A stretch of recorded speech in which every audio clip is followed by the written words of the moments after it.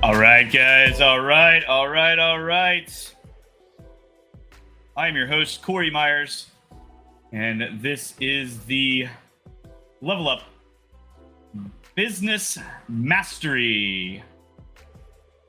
I didn't need to really build it up that much, probably. But today, we're going to be talking about finding your ideal customer avatar. Tomorrow, we will be talking about marketing directly to that avatar. And so today, we want to make sure that you can create a customer avatar that you're proud of, that you like, and that works for you, and bring you lots of prosperity. Right? What else can bring you lots of prosperity? We've got this one-time offer, guys, and got 6 days left. I'm recording this for Sunday because I had to cut my live short. So 6 days left on Sunday of this one-time offer. We're only doing this once. Guys, we're going to do 8 powerful weeks with myself and Robert Lyon. We are teaching you all kinds of free stuff, but we want to really get in there and actually, turn the knobs and turn the dials and push the buttons in your business to get you to the next level. And we feel that we can do that in 8 weeks. We can solve a lot of problems in 8 weeks. But just in case we cannot, and it's a long-term problem solution, we are also giving you the 12-month membership to our exclusive online learning and community. So that is going to be fantastic. That's a fantastic value. We want you to generate new revenue. We want to put streams into place that help you out. We want you to be able to pull those levers and turn that revenue on and push those levers back and turn it off because you've got too many clients. That's what we love. We can't do it if you're not in the program. So we have this one-time offer. We're only doing these one-on-one strategy sessions, during this one-time offer. That's really a big kicker. You can join the online learning and community group, the Inner Circle. You can join that anytime. In fact, if we feel like that's a fit and the 8-week thing is not, then we'll recommend that. We're not going to just throw people into this thing. We want specific business owners. We want you to be in business for a couple of years. You know what you're doing. You just need help getting to the next level. We need you to be revenue positive. We're not going to save you. That's not what this is about. This is about getting you to the next level. So we want those business owners that are ready to go. That's what this program is really about, is just really helping out business owners that are just need to get to the next level. So we've got 12 months. This is a 12-month program. Whether you like it or not, that's what we have. But that first 8 weeks is just an accelerator, and we're going to punch it, right?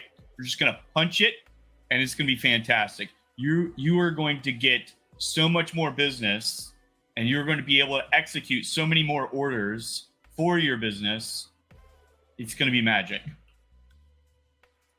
Let's get down to brass tacks and talk about finding your ideal customer avatar, your ideal customer profile. What is an ICP? It's not the insane clown posse.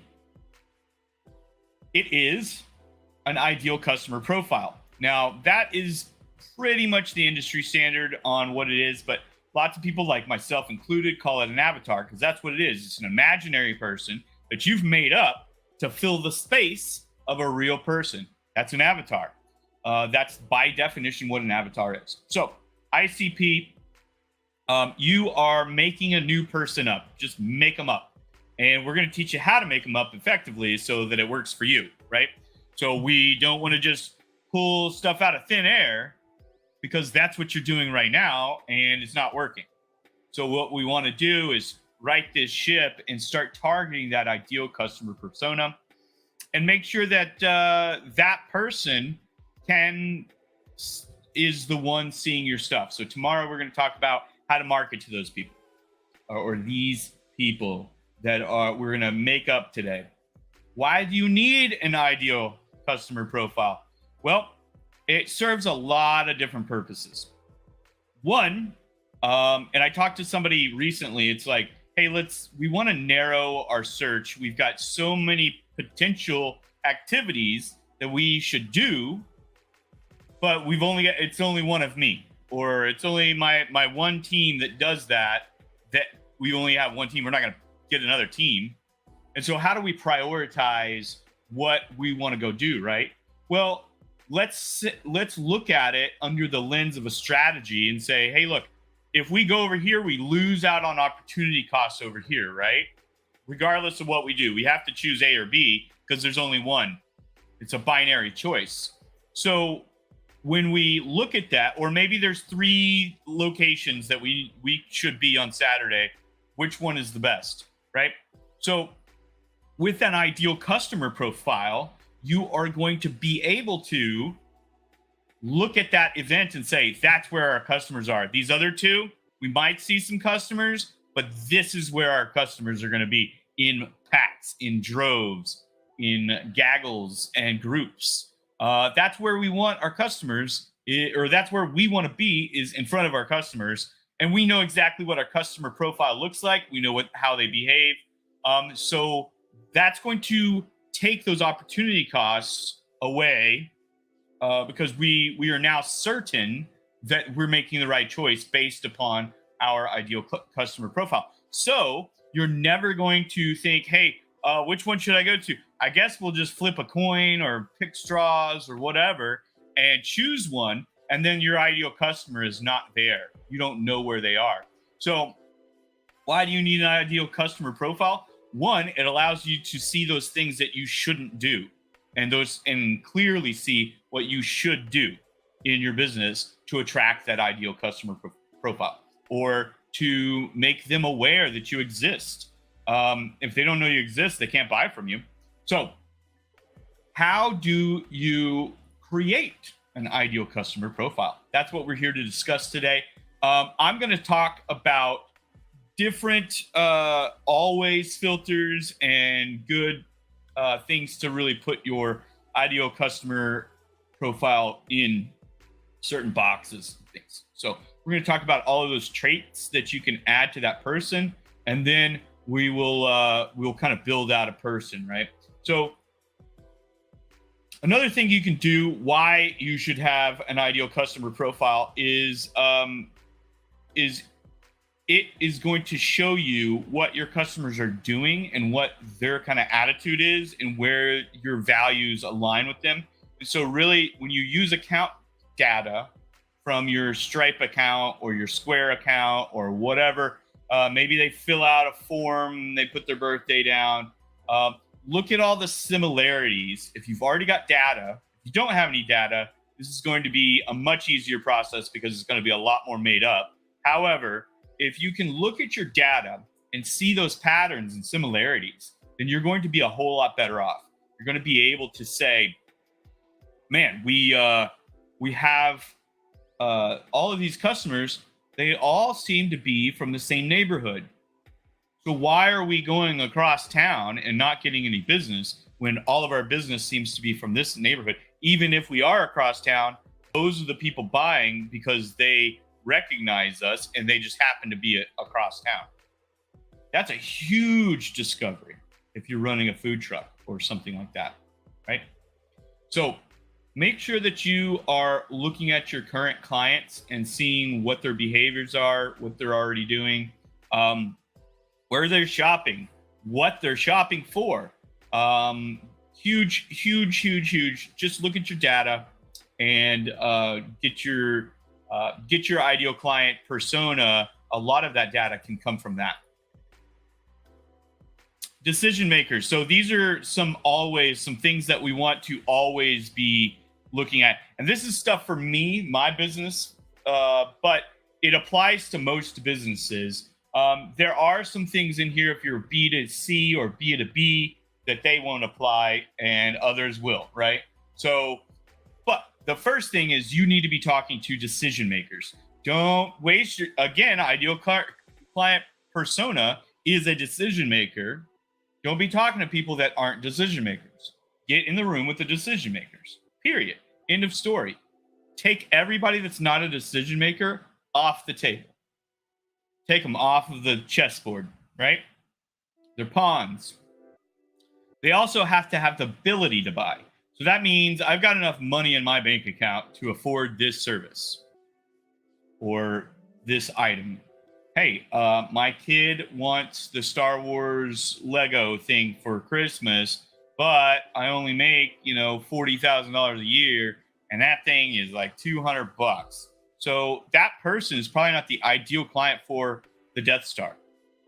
But we can get the kid an X-Wing fighter or maybe even 2 X-Wing fighters so that he can have, some kind of setup where he's got that going. And the kid's going to be happy. Everybody's going to be happy. But I don't have the ability at $40,000 a year with expenses the way they are to buy a 250. I don't even know. It could be $1,000. I don't even know how much the Death Star is. How much is the Death Star? We'll have to take some notes. But they don't have the ability to buy the Death Star. For some reason, their cash is tight, right? So you need to have somebody, you need to be talking to the person that has the ability and is the decision maker. And you need them to have a need. Every week, I talk to somebody and they try to sell me. And it's like, I just wanted to meet you, dude. I just want to figure out what you're about and get to know you so that I might be able to send you customers. But I'm not your ideal client. I don't have a need for your product or service. So don't try to sell me. I don't have a need. I am the decision maker. I've made a decision that I don't have the need. Right? Now you pissed me off. So make sure they've got a need before you try to sell them. And make sure that your funnel process is taking people out of the funnel as much as it's putting people in, right? So you need to be taking these people that don't have a need for your product and stop marketing to them. Industry.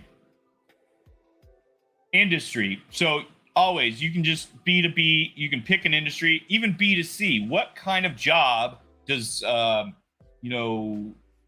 Gustavo, our customer avatar, have? What kind of job does he have? Gustavo, he works in law enforcement, or he's a security guard at a mall. So what's he gonna like from our services? I don't know. Figure it out. But that's the industry we're targeting, so we're going to target them, and that's what we got, right? Now, this may be something that you have an ideal customer avatar, and then we'll talk about secondary avatars as well. But, you can have industries as an indicator. Employee size, that's very important for me. When I do one-on-one work with my clients, I really need them to have employees because I can't do anything because you know that you're wearing too many hats if you're a solopreneur. You already know that. I'm not going to tell you anything new there because that's really the first step to get to where I can help you is to get employees. And then we need to start managing those processes that the employees are taking, right? So if you are taking your employees and you say, hey, I've got 10 employees, maybe I can help that business. Hey, I've got 5,000 employees. I can help that business. Hey, it's me and a partner. I could probably help that business too. But we're going to have to meet some criteria, some other criteria first, right? Because that's a little bit outside of my threshold. Same with you. You can target businesses that have employees, that don't have employees, that are under 500 employees, that are over 100 employees, or somewhere in there. You can make that a measurement for your ideal customer persona. Say, I only work with dentists, with 5 dentists in the office, DDS, orthodontics, whatever. This is maxillofacial surgery. If they've got 10 people in their office, I know the exact way to like really explode their business, right? These clients also need to see you as the differentiated and preferred solution. So there's lots of consultants out there. There's lots of coaches out there. I need to be the differentiated and preferred solution over that other coach, that other person that you would be considering. And that's really where it comes down to your marketing and your messaging and your values. At a certain point, they need to have that switch turned on to say, yeah, this is who I would go with. So figuring out what those buttons are and saying, okay, why would Lindsay buy my services?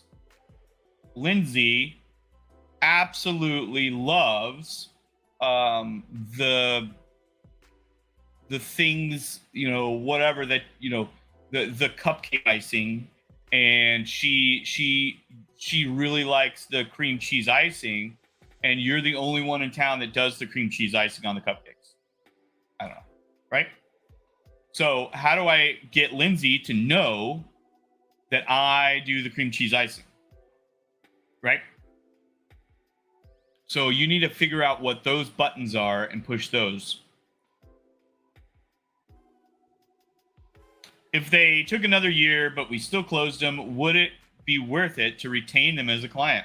I think about this one a lot. I've added this to my thing of how I bring on new clients. And I think this one is super important for me. You may be in a shorter sales cycle. You may be selling, kids' toys in a toy store, and somebody needs a birthday present for a 1-year-old, and they come into your store and grab a toy, right? Who knows? I don't know. That's a shorter sales cycle. They came in, they had a need from the product. They came in, they realized they were driving past your thing, or they found you on Google. And I don't think that it would be worth it to wait for an entire year to close that person. However, I will say this. I've known about the toy shop on, XYZ Street for years, but I only stop in there when somebody has a birthday or a kid's birthday and I need a toy. And I like that place because it's got better toys, and Toys R Us closed. So where am I going to get toys?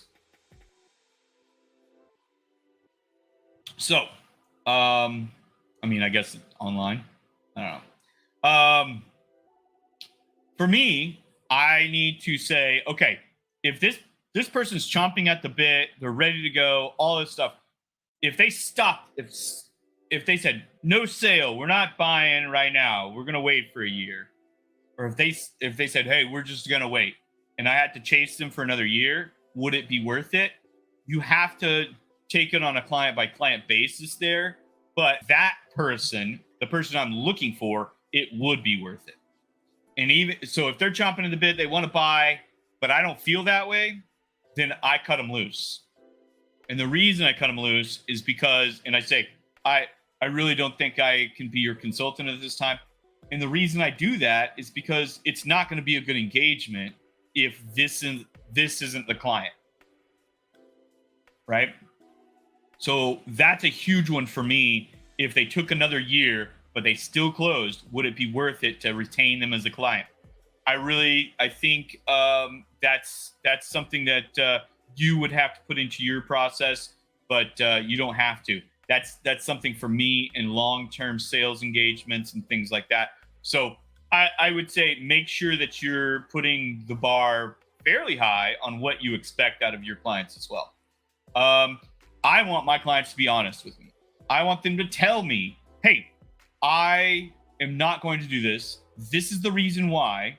Do you have an objection? Do you have some way to overcome that objection? Give me an opportunity to overcome your objection because you're being honest with me. If you're not being honest with me, that's going to lead to dishonesty down the road when I say, hey, what are your numbers? Let's look at your financials. You're not an honest person. That's going to hurt that relationship pretty bad because your numbers are going to be fake, or maybe you embezzled, or maybe you did something here or there. So make sure that they're being honest with you. Make sure they're serious about buying. They want to buy right now. I'm serious. I want to do this. And the business owners that I want to deal with are, they are intentional about what they do. I don't have $20,000 right now. Give me a month and we'll wrangle up another $20,000 just for this project. Cool. That's honesty, right? Hey, I don't have it this month. I'm not going to be able to do that. Okay. Now we can work with something, right? Well, if I pushed your payments out for 30 days, would that work for you? And then you'll just be paying after the program's done, as opposed to getting it all paid by the end of the program. That's fine with me. I'm fine. As long as you are honest and we can get at least, a down payment or something like that. We can do something like that. A lot of times there's all kinds of answers for these things, but they're serious about buying. If we took that payment thing off the table, then they would buy today. They're serious about it. Cool. That's who I want to work with. That's who you want to work with. They're serious about buying your product or service. We also want clients on our side. We want clients that are not emotional buyers. They are tactful and diplomatic. They want to talk it out. They want to be honest. So this kind of ties into that. They're serious about it. They're honest. They're tactful. And so there's no flying papers. They don't like the contract. This is the most absurd contract I've ever seen in my life.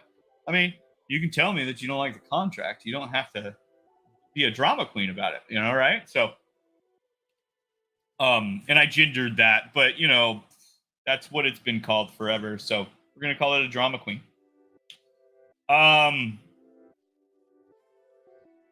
But tactful and diplomatic. We don't want clients that are off the chain. Now, maybe that's who you want. Maybe you sell tabloid news. That's your ideal client. You want people that are completely emotional. In 99% of what they do is based on emotion. If you're selling tabloids, that's your ideal client. Jersey Shore type people, right? You can also client fit them into some other boxes. So we'll talk about these pretty quickly, but you can say, hey, I want them to have their headquarters in Austin, Texas, because I live in Austin, Texas, and I want to go visit their headquarters. I don't want to travel everywhere to meet with my clients. So those are the people that I'm going to be meeting with, right? Founded date. How long have you been in business, right? So Gravere Strategist, in different names, has been in business for over 6 years. I've been in business. I've been a consultant for over 6 years, independent, without another job, right? So I do this for a living. This is what I do. And I've made it a point to stay alive in this business, even during tough times and things like that, by saving and making sure I have a glide path.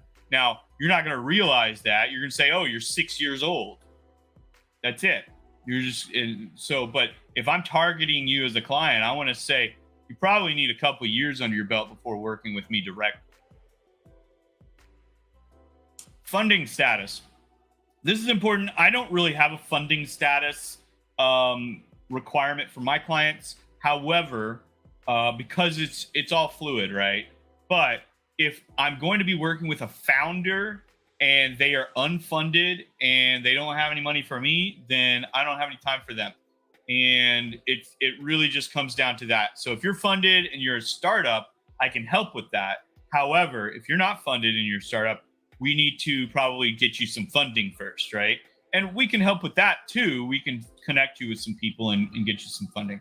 And then total funding is, same kind of thing.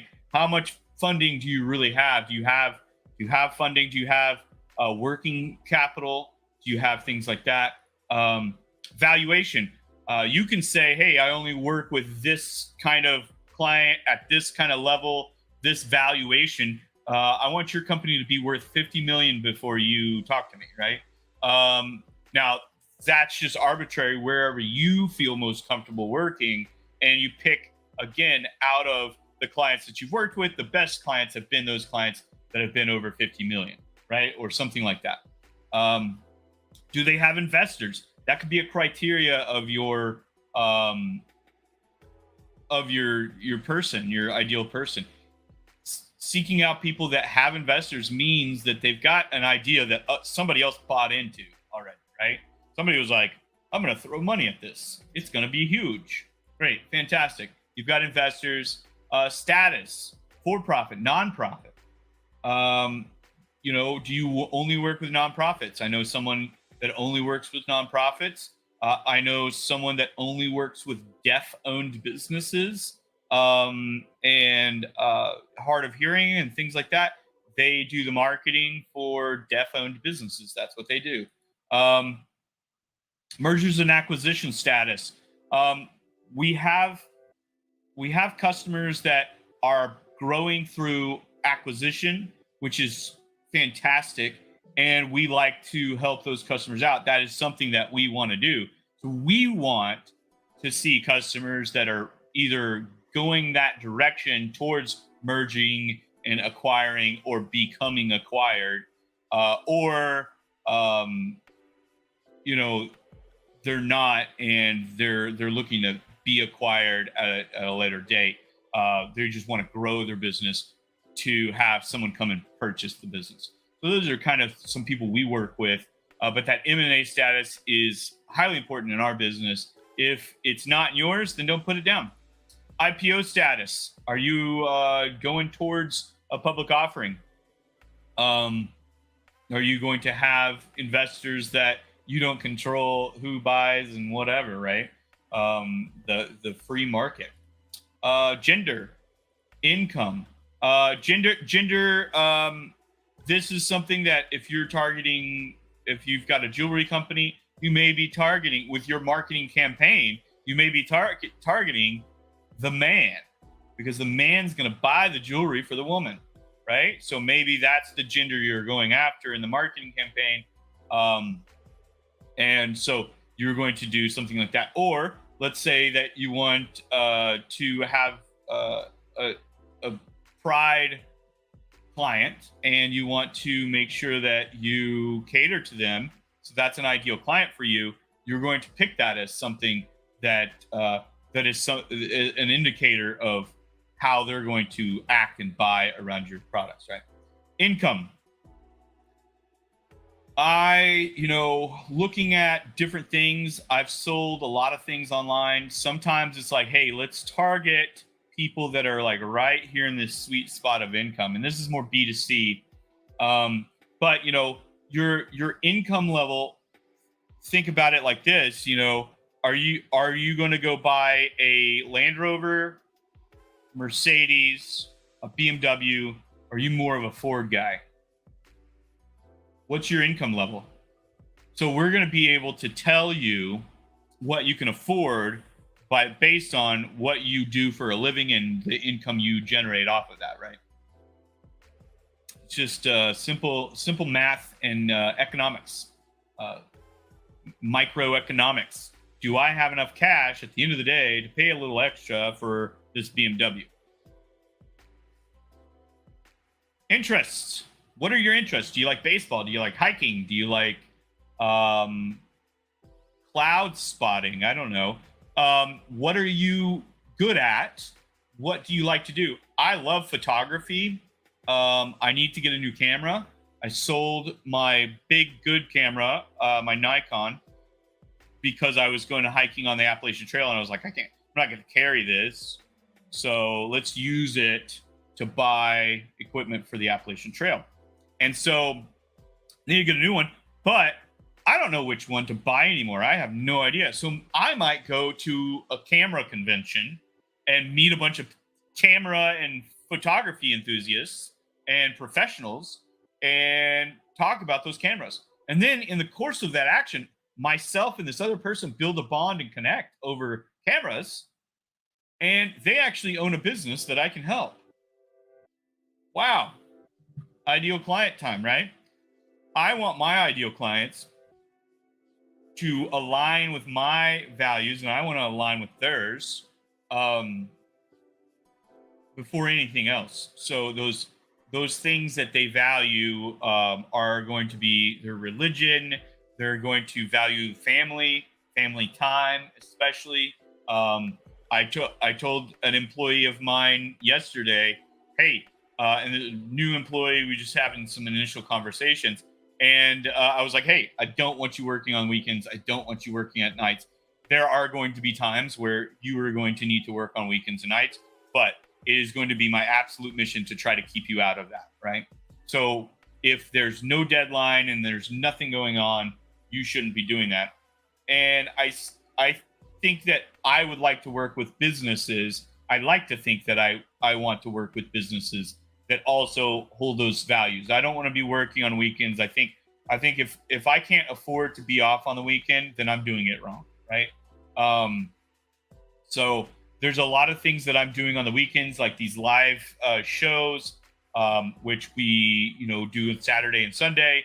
But if you notice, we're replaying a lot of the shows so that we don't have to actually be broadcasting all day to be in front of you and keep teaching you these lessons. We've got almost 1,000 people in the group at this point, and we just want to teach these lessons. So I would go to so I spent a little too long on interest probably, but find something that you're really good at. One of the things with brand, and I'll say this last thing and we'll move on to favorite brands, but my brand was Corey Myers Growth Consulting. Not attractive, not whatever. We can argue about naming because I'm a brilliant person later. But Corey Myers Growth Consulting was the first consulting company that I stood up. Then it was Lubbock Consulting, and in a lot of ways, we've migrated from Lubbock Consulting instead of standing a new organization up. But Gravere Strategist, and I said to hell with it. I like to camp. I like to hike. I like to be outdoors. So that's the brand. The brand is I want to be around those kind of people, and that's an interest that I should share with my clients. My clients should be active. And I really like the fact that I was able to do that and see that messaging clearly enough to articulate that the way I did. And I'm not perfect. There's a lot of things that I need to probably change, but the branding, I was able to see that and say, this is what I want to do, and this is who I want to target based on their interests. Favorite brands, what do they buy? One of the biggest things that you should imagine that your avatar, you should say, what kind of client are they? Do they buy Gain or Tide? Do they buy dishwasher packets, or do they buy dishwasher powder? Do they clean their house with vinegar, or do they clean their floors with Fabuloso or the Walmart Great Value brand or whatever? What products do they use, and why do they use them? And this is something that you can call your friends that are like good clients or whatever. Those like top 10 clients, call them up. Hey, do you mind if we chat? I want to learn more about you. And it's going to probably be a little strange, but we're trying to market to people just like you. And so I would like to maybe get a grasp of what else you buy and like why you buy that brand over a different brand. And so this way you're learning the colors that they like. You're learning the brands and the history of the brand or why they buy that. They're going to have to look deep inside of themselves. And you're going to have to probably pull some answers out of some people because they just simply don't know. They've just bought Tide their entire life. they've simply bought Dawn dish soap their entire life. But this one, family, it's cheaper to buy the store brand of a lot of things. And I buy the quality stuff that I need. It's going to matter about the quality. You know, paper towels, you're going to go through less paper towels if you buy a more absorbent paper towel that's not going to just wither up and dry out or wither up and get super soggy. So you want to buy, we're all thinking it, Bounty paper towels, right? So I want to, if I want to have a soda, I want a Coca-Cola or a Dr. Pepper. I don't want the store brand because they taste different. I don't like the taste. I like the taste of the original brands. So I'm going to spend a little bit more money on Coca-Cola and Dr. Pepper, right? Now, I don't buy sodas very often, but when I do, that's what I do. Q-tips.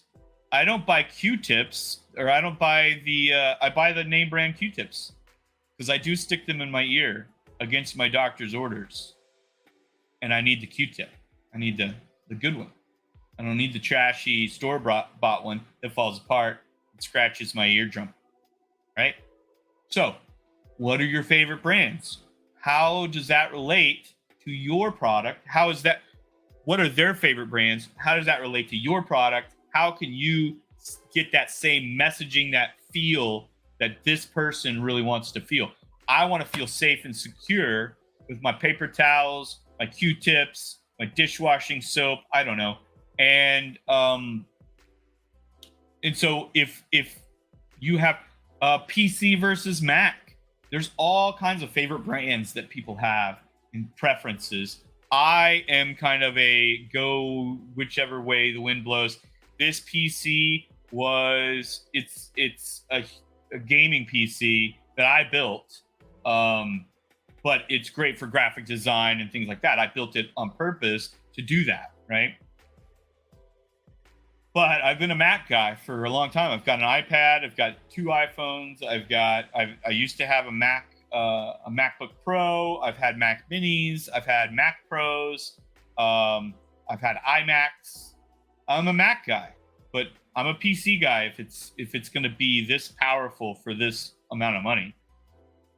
Absolutely all day. It's way better, right? So, favorite brands. What are their favorite brands? Where do they already shop? Are they shopping at Target? Maybe should you put your product in Target? Call me and I'll link you up with my friend Ashley. She can get you set up for success to be in Target, Walmart, Neiman Marcus, whatever you want. We can put you there. If that's the intent we need, and it's going to take some work, right? What are their favorite brands? Put you next to their favorite other brands on the shelf. Connect on values. Again, connect on, not just hobbies like photography, mountain climbing, mountain biking, but connect on values. If you are a Christian, you're going to want to connect with other like-minded Christians. If you are not a Christian, you might want to ignore this altogether. I don't know, but connect on those values. One of the values that I mentioned earlier, honesty, is a value that I hold near and dear. I want to be honest with you. I want you to be honest with me. And so I'm going to connect on those values. I'm not going to connect with people that aren't honest. Sorry, we're just not probably going to be a good connection. And then ask your customers, what do they say? Again, call them up and say, hey, what do you think of my brand? Like, who is the ideal customer? And you can just ask them straight up like that. Say, and can you describe the person that you imagine shops at my store?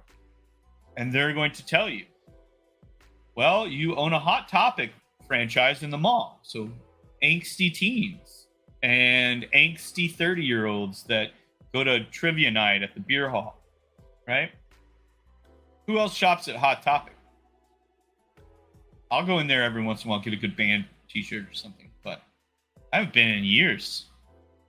That's just not my style. That's not what but I can describe their ideal customer. Let's put it all together. So you've got all of your data from you've got all your data from the customers that you already have served. You've got all your data from I'm putting this thing, what's their income, what's their IPO status, all this stuff. We've got all of that. Now let's put it all on one piece of paper and say, this is our person, right? So we're going to say, this person likes baseball. Their favorite team is the Seattle Mariners, right? They don't love baseball. They like it. That's their team.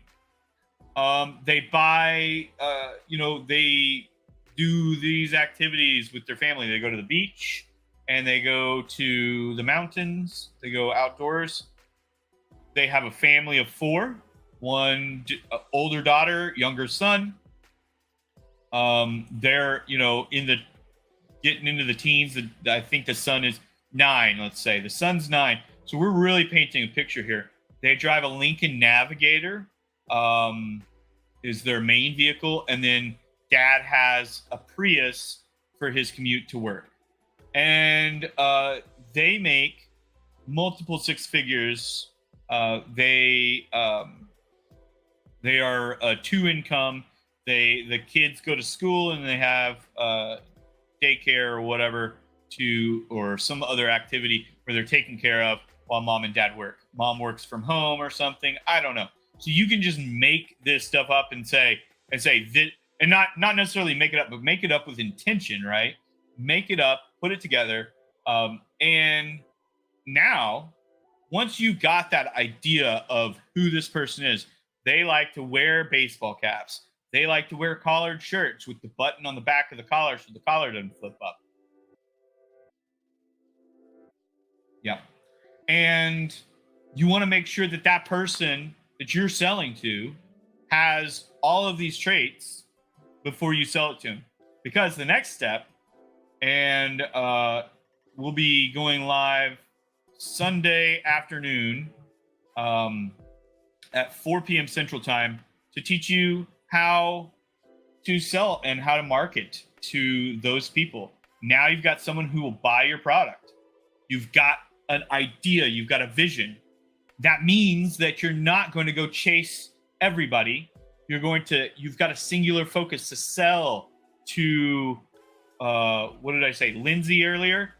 Sell to Lindsay. Sell to only Lindsay. People named Lindsay. That, whatever. I don't know. We're only going to sell to this type of person, regardless of their name. But you can make up a name. What do they drive? What's their license plate number? What is their, what kind of PC do they own? How many square foot is their house? Build this person a life, an avatar. Because you're going to say, oh, they've got 4 bedrooms, 4 people in the house. Their bedrooms are full. Maybe they're not going to be an ideal client for a home gym because all the bedrooms are full. But this person with 5 bedrooms and 2 kids, they've got an extra bedroom they're using for storage right now. Let's turn that into a home gym. And if you're selling home gyms, maybe that's the person you go after. They've got excess income. They are too busy to have a gym membership because it requires you to drive somewhere. So let's put it in the home, blah, blah, blah, right? Story's over. Hey, guys, it's been real fun chatting about finding your ideal customer. But, I do have to mention that we still have this one-time offer. This is airing on Sunday. So 6 days left on Sunday. And really, you need to make sure that you are able to imagine yourself at the next level and successful. And that takes a little bit. The steps are here. We've got I never know which way my camera is facing. Sometimes it's mirrored on Zoom and sometimes it's not. So we've got an 8-week business growth intensive that maybe is going to take you to the next level. Those are the steps. We don't know if you're eligible. We need to talk to you to find out. So sign up for a strategy call with Robert. and we will talk to you. And we'll have a strategy call. You'll come away with wins, some action items that you can take to push forward. I had a great conversation with somebody the other day, and we just got so excited connecting on all these things and talking about different things, that I forgot that we were supposed to be working on their business. I just got excited. I'm not a very good salesperson, by the way. I just like to meet people, and I like to learn their stories, and I like to learn their products and services. And it's just a wild world out there, man. So let's meet. Let's do a strategy session this week, and we'll see if you're a good candidate for this 8-week business growth intensive. If you're not, and you're a great candidate for the 12 for the membership in our exclusive group, then we can also do that. You're not going to get the 8-week intensive, but we can at least get you the online learning, the masterminds, and it's going to be a little bit less hands-on from Corey and Robert, but that is still a really great program as well. So 8-week business growth intensive. We want 8 business owners in that program. I'm going to let you go. I think you now know how to make and find your ideal customer avatar or your ICP. So I think that is important. That's what we came here to do. So I will bid you adieu.